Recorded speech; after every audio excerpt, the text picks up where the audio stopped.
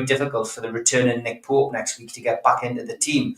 I could go on. The fullbacks, the two England fullbacks, Livramento and Lewis Hall. Lewis Hall, who couldn't buy a game last season, is now an ever present and the only person who's played in every Premier League game. So look, the team is performing.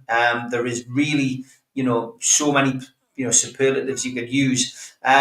We've got a game today which is going to test that boundary, and but we've said that for a long time now. We've said Manchester United away, that's going to be the test. Tottenham Hotspur away, that's going to be the test. Arsenal in the semi-final, first leg away, that's going to be the test. We'll pass them all with flying colours. So, Wolves was a potential banana skin. And I don't think Newcastle were at the top of the game on Wednesday night. But you know what? They played really well and they did enough. And, Wolves weren't the worst team we've played this season.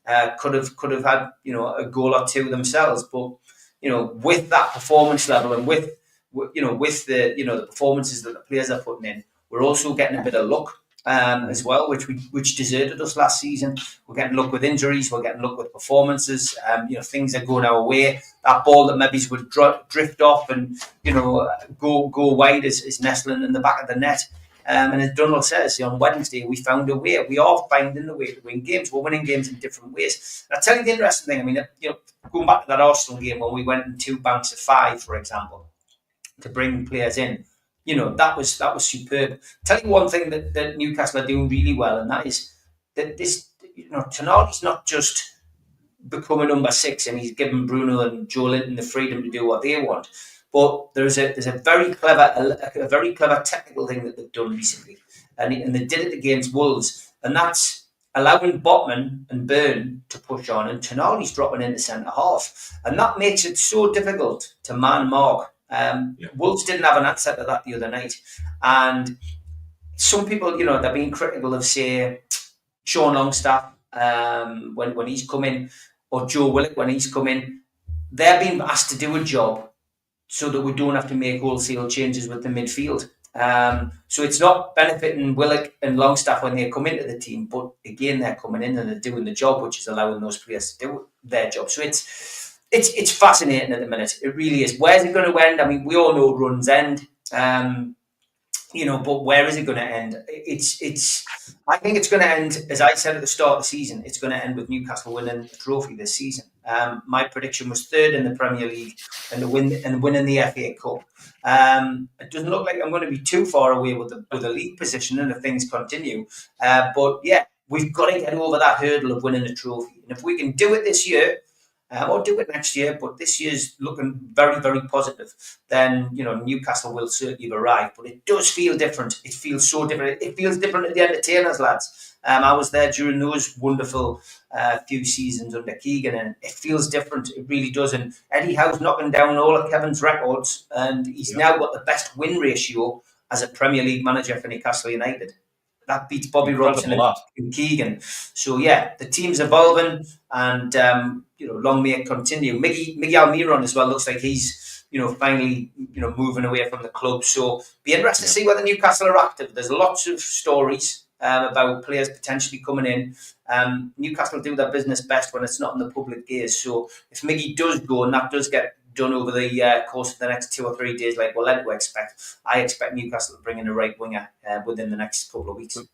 For me, Steve, they've got to oust Murphy, though. I watched the game. In fact, I even messaged you saying that I thought Murphy was absolutely tremendous in that game. Yeah. And obviously, Isaac scored the goals at this moment in time. Anthony Gordon, as good as he ever is, I like him as a player.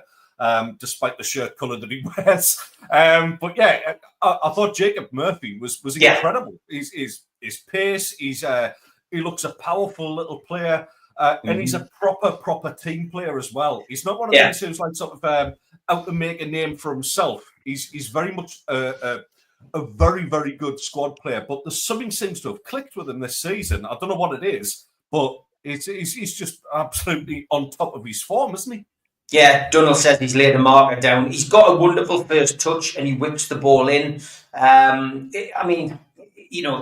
certainly one of those players that plays with a smile on his face. He is like Miggy. He is having one of those kind of Miggy Almiron moments, which you know, he had that wonderful season where everything he hit went in, and listen, it's great. I mean, it's good because ultimately he will be there and have then competition if we do sign another right winger. I could be wrong, but I just think if Miggy goes, I don't think they will allow. I don't think they will allow Eddie to have such an issue that if Murphy gets injured, then suddenly we're struggling to who will play on the right wing. But I think we'll still bring somebody in, but it's all down to PSR as well, of course. But just getting back to Isak, we've got to keep him fit. Wilson's not far away. Keeping him's not an issue. If we get European football, Arsenal's fans can get all excited about them signing all of his best mates from Real Sociedad. They can't afford him. There's only 4 or 5 teams in the world who could afford to buy Alexander Isak because he is, I would say, at this moment in time, a £200 million player. And if you're going to spend £200 million on a player, you're going to need to pay him £400,000 wages a week. And that's what he's going to want. That's what he's going to ask for. So he is now in that Haaland bracket. And if anybody is going to buy him, it's going to be a foreign club. It'll be a Real Madrid who, at this moment in time, can go and spend that kind of money. But at the moment, he's untouchable and he's for sale, and he's not a player that Newcastle will let go. But he's got to be, we've got to make sure that we have that, that kind of foresight to take him off when a game's won, just in case, And Wilson's on his way back. I still think Callum Wilson will be a vital part of this season because if we can get 10 games out of him and his goal-to-game ratio continues, then Wilson's going to score some pretty crucial games for us as well. Only frustrating thing is we started so poorly this season in terms of results, and we dropped some clangers at home. We could be closer to Liverpool than we are, but hey, we're in the race. We are in the title race, 100%. We're in the title race. We're in an FA Cup race. And we're in a League Cup race, and at the moment, you wouldn't bet against Newcastle. Well, speaking of those races, we'll have a quick break with the old troll of the week. Then we'll talk about the egg and spoon race that's going on down at Teesside.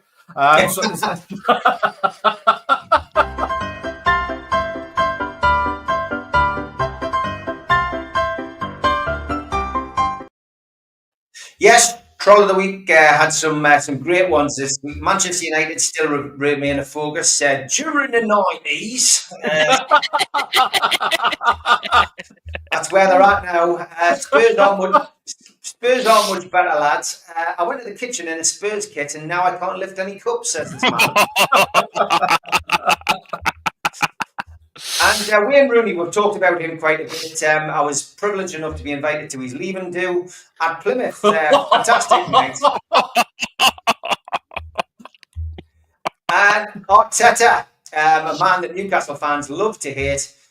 Here he is, a great photograph of a great man. The most perfectly timed photo doesn't exist. Well done, EPL Bible, for that one.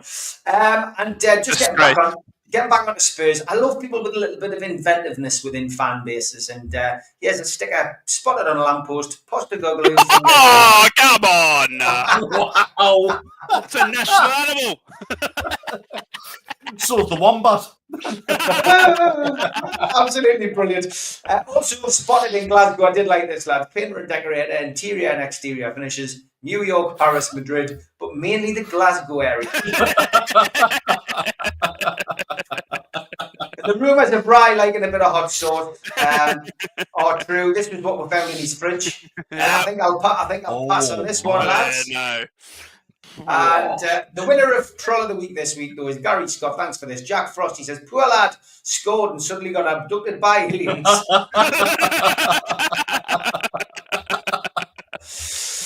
Brilliant stuff.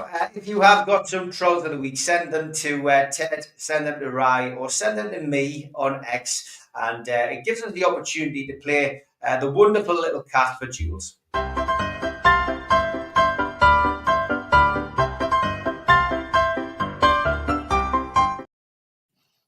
Just before we move on to the Borough, a great question from Barry here, as always. Guys, as two of you are trying to get promoted, do you feel either club could compete financially or in the Premier League, or is the gap too big? great question, Barry. I think if you did get promoted that first season, I don't think you've got a hope of staying up. And we're seeing it this season again. It looks, to all intents and purposes, like for 2 seasons in a row, the 3 teams that came up are going to get relegated again. And that's a tough one. That you're not always guaranteed to come straight back up. What I think you need to do is do what Fulham did, and kind of retain a core of those players when you get relegated. Use the parachute payments wisely, and kind of build a squad. Ipswich are kind of doing that now. I think Ipswich know what's coming. Ipswich have already got the best squad in the Championship next season, for me. So yeah, they're kind of building probably with one eye on that. And then hope that squad is going to be good enough. Keep the core of it together to go back up. So, personally, for me, I don't think we're equipped to deal with in a first season, but with parachute payments and hopefully getting back up. I know that sounds a bit of a defeatist attitude, but I think you have to be realistic and say, given what's going on with the promoted clubs at this moment in time, Ray, I don't know how you feel about that one, mate. Yeah, no, it's a great question, and something we've spoken about in great length, Ted. We had a bit of a chat the other night about it, didn't we? I mean, look at Sunderland committing 24 million to Lafayette if they go up. Do you know what I mean? And you've got to, at some point, gamble and roll the dice. And we've seen Nottingham Forest pretty much the only team to really do it, where they went up and blew all the money as quickly as they could on as many players as they could. They thought were Premier League quality, completely restructured their club, from the bottom up. And I don't think Sunderland or Middlesbrough are teams that would do that. I think if we would go up, we'd have to retain pretty much a good core of those players and hope that we can find some Premier League quality in there, and then obviously add and adjust sort of thing. So no, I think financially it's too large. I think you need to really try and avoid that relegation, and pray that you have like an Everton or someone have an absolute stinker and that you can finish above them, potentially, or Wolves or whatever like that, and just stay in that Premier League for that first season, and then you can sort of attract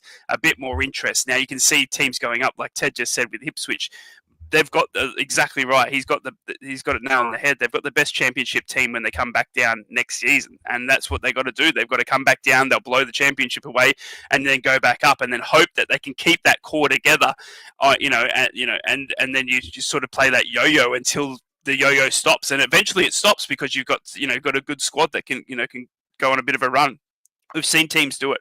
Brentford, Bournemouth are classic examples and a role model that a lot of clubs in the Championship talk about. But look, it's about getting the right manager and the right core of group, and then being able to add, around that, I would say. Yeah, I mean, adding to that, Gary's just made a great comment there, Steve.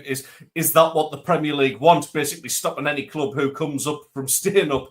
The Premier League do have a bit of a leaning towards their favourites. I mean, we talked about it in the FA Cup last week, that because of the likes of Pep and Klopp throwing their dummies out the pram and having a whinge, that's done Tamworth out of an FA Cup replay at Spurs, which would have guaranteed them an absolute fortune in money. I think the Premier League do almost have a bit of a leaning towards a little bit of favourites. Can you say? I agree.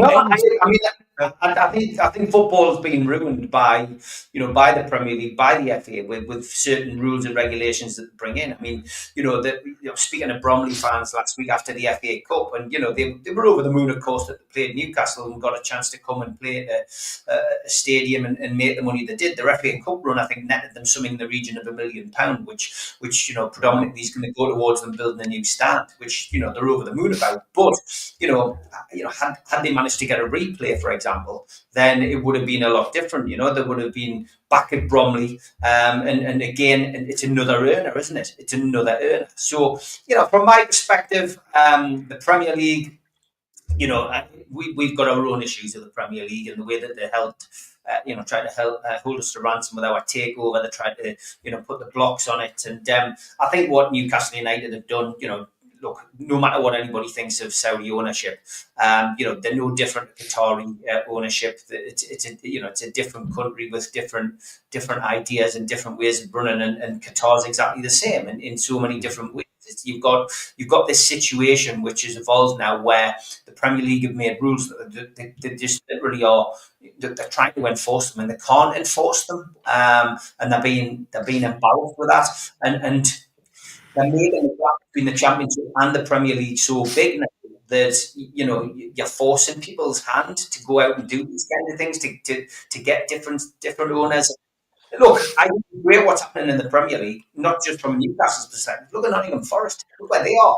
And I tell you what, you've got to tip your hat to Nottingham Forest. They have tested the boundaries. They have had the balls to go and breach PSR. They got a fine. They got points deduction. They appealed it and got it reduced. And look where they are now, reaping the benefit. Exactly. And I think what Forest did, they'll be repeated. I think other people will do that. I don't. Newcastle, 100%. but I think other people will do it 100%. Yeah, not that. But yeah, it's not fair. It's not a level playing. Well, it hasn't been a level playing field. But now Bournemouth, Aston Villa, Newcastle, Brighton, Forest, they're all now starting to impede on that kind of top six. Look where Man United are, man. If they'd lost it, they would have been 15 points behind Newcastle. They finished behind us last season. It's starting to become a regular occurrence. You wouldn't have said that a couple of seasons ago. No. It's crazy. It really is. But yeah, I agree. I think the gap's widened massively. But it shouldn't be like that. Yeah, absolutely. I'm going to very quickly do clue number 2, Rye. Then the floor is yours to give us a little bit of a preview of what's happening today. But yeah, so what the fact, if anyone's tuning in late, what the fact is a daft little bit of trivia that I've done. I have a wonderful fact about Northeast football. I'm going to give you 3 clues. You have to guess what the fact. So, your first clue was it was a British record that was forged in the Northeast, but only lasted for 1 season. Your second clue is only a toffee could stick one. There, I've got somebody else's teeth in. Hey! Only a toffee could stick one more onto the record. Ooh. So only a toffee could stick one more onto the record. Okay. So that's an Everton player. Yep. So what was forged in the Northeast was beaten by an Everton player. Yes. After 1 season. Yes. Get into it, chat. Help me out. Most hat tricks. Most goals. Most penalty saves by an opposition keeper. Moving on. Donald's in the chat. Oh, he worries. Daniel is here. He is our hero. He is our hero. He's been saving us for years on end. It's nothing to do with Duncan Ferguson. Maybe a little further back than that, but that's all I'm going to give you. You will get one more clue before the end as well. Actually, do you know what? We're getting on towards the last 20 minutes. I'm going to give you the third clue as well. So, right, your 3 clues, all in a row here. The first one was it was a British record that was forged in the Northeast, but only lasted for 1 season. The second clue was only a toffee could stick one more onto the record. Your third clue. While the 1 season wonder was quick to fade, the player still holds a Borough record. Oh, it's a Borough record. It's got to be youngest player, I reckon. CG85. So we've got in here. Dixie Dean from Geordie Two for Life. We've got youngest player from Digital Rage Incorporated. Youngest scorer beaten by Rooney, says CG85. Yep. British transfer record, says Craig Lee. That's it. Lots of suggestions coming in. Any of them close to the mark, Ted? I would like a little bit more from Geordie Two for Life. All right.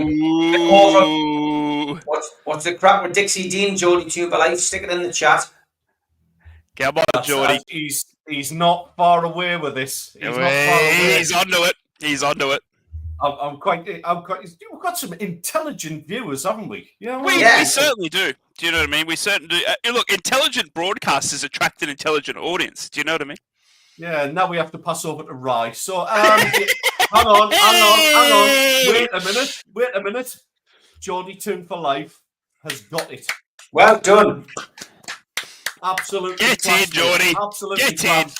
This stat is absolutely class. I absolutely love this. I did a Borough one to make up to some of Rye's followers who I managed to upset on Twitter by Not being wrong. myself. We're going to talk about this. Are we really? Okay. Incredible. Right, so Dixie Dean, as many will know, had the record for a 60-goal season in the 1928 season. It's the highest scoring season by a single player, and that record still stands to this day. Absolutely incredible, 60 goals.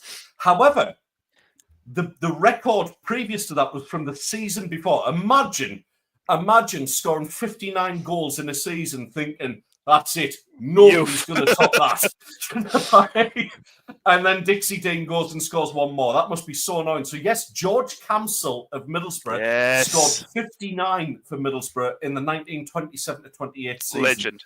He remains Borough's top goal scorer in all competitions with, get this, lads, 345 goals in 453 games. It's the second highest tally in an English league campaign of all time as well. That's absolutely outstanding. That, and I got to admit, didn't know anything about George Camsell until I found this little fact, and I just thought that was amazing. So, right, that was my apology to your followers who couldn't take a joke.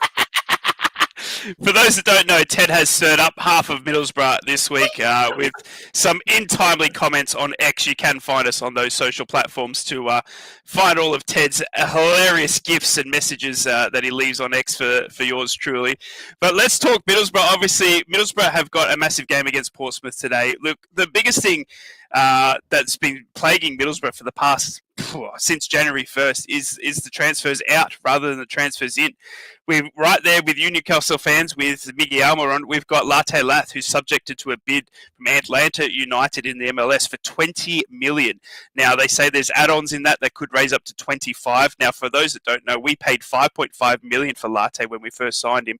So to see him go out the door for 20 to 25 million is it's a good, cash in the back of pocket for Borough, but he's our main striker. We're selling one of our best players, if not our best player, for the past 2 seasons. So not only have we got to deal with that speculation, we're also seeing the speculation of Ben Doak. Ben Doak's a young 19-year-old Liverpool winger on loan down to the Borough. He's subjected from numerous clubs, as we're led to believe. Liverpool saying they're holding out for a $30 million bid to come in, but I don't think anyone gets there, to be honest with you. But if they do come in, then they could tempt Liverpool quite seriously. Liverpool still, to this day, say that they see Ben Doak as a Salah replacement. That's how much they highly rate them. Arnie Slot saying that they're really excited about the Ben Doak's future and what he can bring to Liverpool in a few seasons. They're really happy with his progression at Middlesbrough. So I'm kind of settled on that one.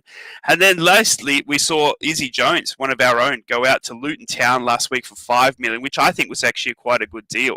But we've been nothing but people out the door this past month or so, and it's been quite frustrating as a Middlesbrough fan. Now, throw that back onto the pitch, and what are we doing, Borough fans? We're not scoring. Can you believe it? We've lost all the fame that we had just rolling into December in front of goals. Forget Isidore missing penalties. We can't even score in the 90 minutes. So it's getting frustrating. We've got Portsmouth away today. Teams know how to defend against us now. It's frustrating. They're sitting back. They know we're good on the counter. They know that we're going to bring a good attacking threat with Ben Doak, with Latte Lath, for instance. And they're sitting back, and they've kind of worked out the Carrick style. We haven't brought anyone in, so it's a tough question of how do we get this? How do we get around this? Well, Carrick said yesterday in the press conference, I've still got a great quality squad here. It's time to use it. It's time to start tinkering. Good managers find a way to overcome when tactics start going against us. And unfortunately, tactics start going against us. But it sounds like it's all doom and gloom. We're still in the playoffs. We're still right at where we need to be. We're still right in that hot seat for a good playoff run. Now, unfortunately, we've got 2 teams behind us that are chasing us down. Blackburn Rovers being one, who are in good form. The other one, Mogga, taking over at West Brom, one of our own. Can you believe it? Tony Mowbray back into management this week, taking on the job at West Brom, which is It's a bit of, I don't know, it's bittersweet. I love, Mogga is a hero of mine and an absolute Borough legend. He's been in the commentary box for the past couple of weeks, recovering from bowel cancer, completely full, cancer-free now, and he's taken the job back at West Brom. And to see him there at a job, and that's the next game we play after today in Portsmouth. You know, it's going to be incredible to see Mogga back in there, but you know, in opposition colours once again. So look, not all doom and gloom. We're still right in where we need to be, but it's just frustrating, isn't it, Borough fans? We saw a summer of continuation is what Michael Carrick said. Continuity, where you've got a team that sticks together. We're not seeing many out.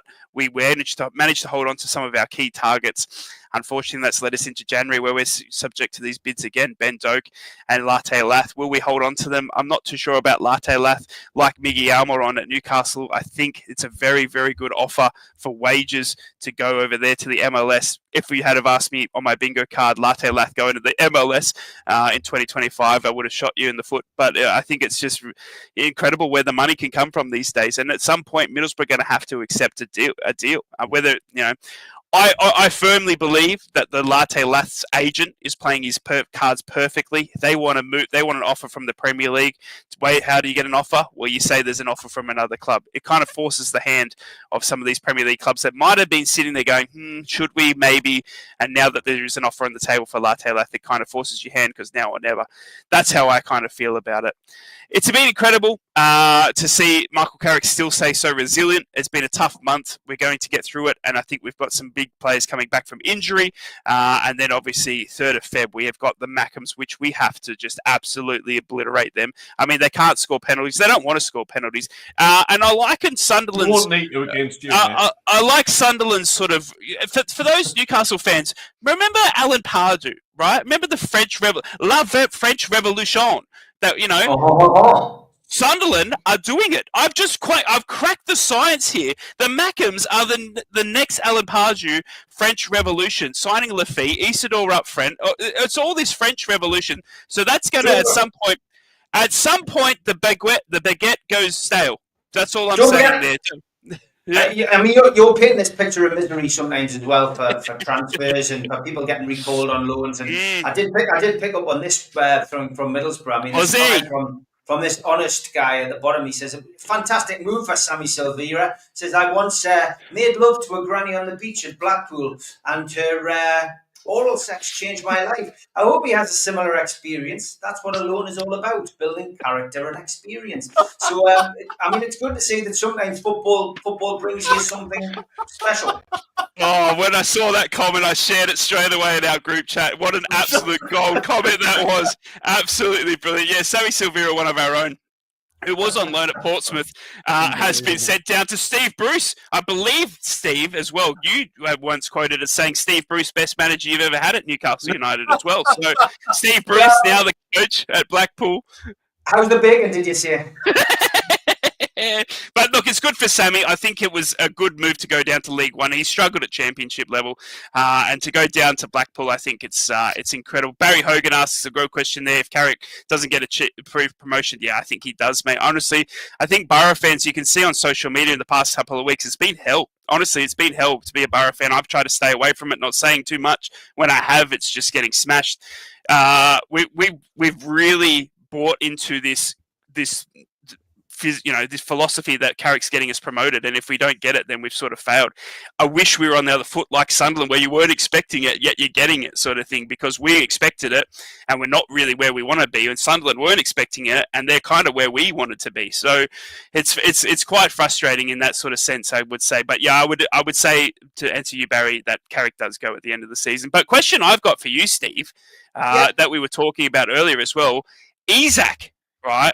What is it with Sweden coming up with these strikers? Is Isak going to be better than Ibrahimovic? You know what? It's a great question, and Ibrahimovic usually talks about himself, but he was the one who recommended. He was the one who recommended he moved to Newcastle. Exactly. He said Newcastle is a sleeping giant, and that is the right club for you. But yeah, I mean, he's got the potential, hasn't he? He's got a long way to go, of course, but at this moment in time, he is one of those players who could dominate world football. And, incredible, isn't it? just got to hope that Newcastle can continue to build around him and Tonali and Bruno and Gordon, and that's what as a Newcastle fan you want. You want to have that kind of situation develop, and unbelievable, really, isn't it? It's unbelievable to think that a couple of years after that Steve Bruce fiasco, we're now in this position where incredible. What a turnaround! Just got to sit back and enjoy it. That's what I keep saying to Newcastle fans. Don't be critical when things go wrong. Just be, just enjoy it. Sit back and enjoy it. The other one I've got for you, Teddy boy, obviously Tom Cannon, mate. Tom Cannon, rumoured. There's a dispute that obviously he could end up at Sunderland. Look, I think Isidore, despite last night, is a fantastic striker. I honestly believe if you do get Tom Cannon, he sits on the bench to Isidore. How do you feel about the 13 million roundabouts rumours for Tom Cannon, the Leicester player, recalled from Stoke? It sounds like you and Sheffield United battling it out. Good luck with Chris Wilde and the sandwiches. My other question is, Tom Cannon, yes or no from you, mate? I disagree. I don't think he would sit on the bench. I think the way we beat Sheffield United was with the 4-4-2.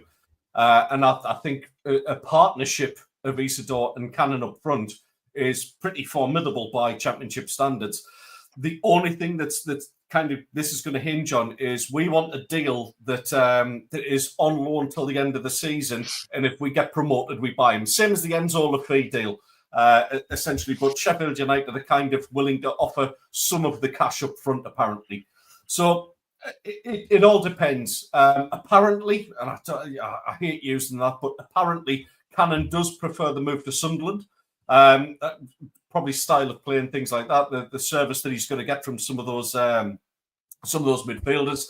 I'd like to see it. I really would. I think he's a player that needs some refining still. I still don't think he's the complete article. But yeah, I'd like to see it. Of course, you want to see strikers come in. Absolutely, without a shadow of a doubt. So I can see it. But I just have a weird feeling he'd probably go to Sheffield United and that absolute wazzock Chris Wilder, who nobody likes. But there you go. I suppose you could say after all that, Newcastle, Sunderland, Sleeping Giants, Borough, probably just a big bloke in a coma. No, we're amazing. We'll be fine. We'll be fine. Predictions, boys. Predictions. Obviously, we'll get towards the end of the show now. Steve, you got the early kickoff today, actually, haven't you? You're at home. Is that why we're up early? That's why we're up early, yeah. That's why we're up early. It's this is a really tough game for Newcastle because Bournemouth are on a good run. They are struggling for players up front, but that hasn't put them back. And Sinenu is the big threat. We've just got to make sure that we get a hold of him early doors. But they are missing strikers. Cliver, yes, he scored 7 goals this season, 6 of them penalties. He's not firing on all cylinders, but he is capable of putting the ball in the back of the net from a penalty. Newcastle are a goal threat.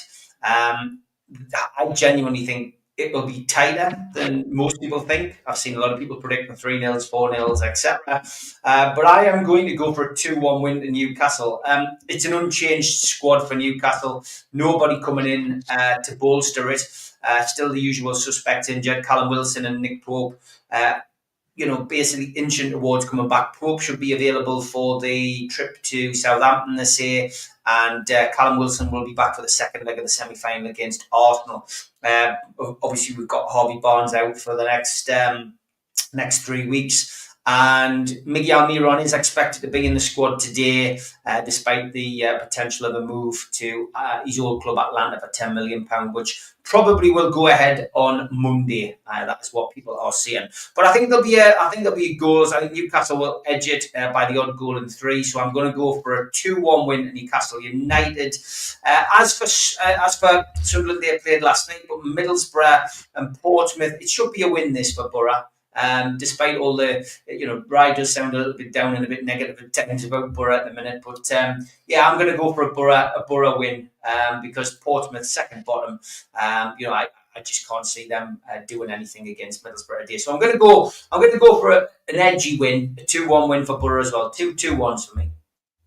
I'll go next then, right? For the Geordies, I'm actually a bit more optimistic than what Steve is. I don't know. Yeah. That's a horrendous thing to say as a Sunderland As fan. am I. There you go. I honestly think it'll be slightly more comfortable for you, Steve. I can't see Bournemouth actually troubling your defence too much. I think the defence is actually looking pretty good at the minute. So I'm going to go 2-0 to the Geordies for that one. I agree with you, though. I think the Borough will get a win away. It will be a twitchy 2-1 win for the Borough. Right. Over to you, sir. I think Newcastle are going to absolutely pants Bournemouth in a 3-0 win. Isak's going to score 2 and Anthony Gordon's going to get 1, and Bournemouth are going to be absolutely shocked and then want to buy Isak and then realise that there's no money in the world that could buy that striker. So I think they're going to see a 3-0 win for Newcastle today. And then over to the Borough. Look, I've got to be a little bit more realistic at the moment. A lot of nil-all results. You know, Pompey down the bottom. Middlesbrough sort of willy, won't they stay in that? So I'm going to have to go for a classic 6-1 victory today to the Borough. We're going to absolutely destroy Pompey, and we're going to be back into chasing Sunderland down. So, yeah, just a casual 6-1 victory for me today for the Borough, and 3-0 to the Newcastle United. That's what I reckon. So just to confirm, boys, we've all gone for a win for Newcastle and Middlesbrough, yeah? Correct. Brilliant. We're both losing. I think that's the perfect way to end the show. Put your money on Pompey and Bournemouth. What could possibly go wrong? I did want to mention, lads, before we do tie things up for the end of the show, yeah, the cats agree, and I've got to give her a second breakfast. You're a bit twisted. Honestly, the crap I get off this cat is absolutely unreal. It's like sitting at me going, "We feed us then." We're going to give it a little mention, but we had the little idea about a bit of a, like, whether it's a GoFundMe or something like that, where we're going to pick a team from the Northeast, a non-league team, help them out by basically getting our followers and getting it out on the socials to actually spare them the expense of buying kits. All to do with kind of Tom Dixon, what's the cat called? Well, the one that's giving me crap right now is called Blanche. That's There's Blanche, there's Stelios, there's Kylie, and there's Penny. Yeah, so anyway, that's by the by. Yes, kits for a non-league football team. I've come up with a couple of ideas for that, lads, but keep an eye out, everyone, on our socials for that. We are very, very keen to support grassroots football as well as our favourite clubs as well. Yeah. You know, if your team isn't playing or if they're away from home this weekend, get out and go and see one of your local sides and go and support them, because God knows they absolutely need it at this moment in time. And I think that's about it, boys. Have a good weekend, chaps. We shall hopefully reconvene next Saturday. We Absolutely. will. Take care, guys. Take care, everyone. Bye. Thanks for watching. Three's a Crowd podcast will return. That's not a threat. It's a promise.